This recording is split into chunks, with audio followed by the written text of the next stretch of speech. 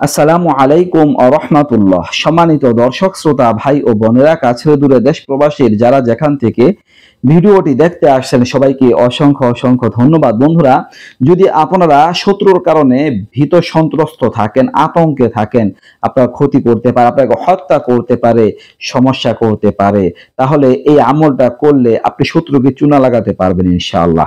মানে শত্রু আড়ালে থাকতে পারবেন, শত্রুকে ডস দিতে পারবেন, আপনার কিচ্ছু করতে পারবে না, তার নাগাল থেকে আপনি বাঁচতে পারবেন সব সময়। এই আমলটা করার দ্বারা খুবই কার্যকরী একটি আমল আমালে কোরআনের মধ্যে তুলে ধরা হয়েছে।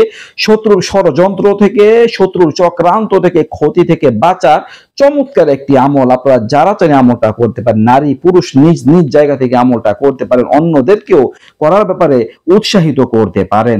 দর্শক, এক ব্যক্তিকে জনৈক লোক হত্যা করার হুমকি দেয়, তখন সে লোক একজন আলেমের কাছে গিয়ে বিষয়টা তুলে ধরে, অমুক আমাকে হত্যার হুমকি দিচ্ছে, আমি অনেক ভীত সন্ত্রস্ত, কি করব বুঝতে পারছি না।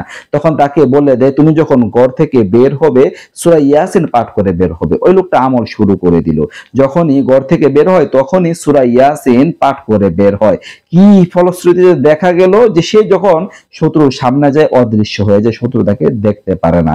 তাই শত্রুকে কেমন যেন ডস দেওয়া হয়, শত্রুর দৃষ্টি তার প্রতি আর পড়ে না। এইভাবে আল্লাহ তাআলা তাকে রক্ষা করেন, তাকে বাঁচান সব সময়। তো দর্শক, যদি আপনারা ইয়াসিন সূরা পাঠ করেন, বেশি বেশি পাঠ করে, ঘর থেকে বের হওয়ার আগে যদি পাঠ করেন, সমস্ত প্রকার শত্রুর অনিষ্টতা থেকে বাঁচতে পারবেন ইনশাআল্লাহ। এই সূরাটাকে কোরআনে কারিমে রূহ বলা হয়েছে, আত্মা বলা হয়েছে।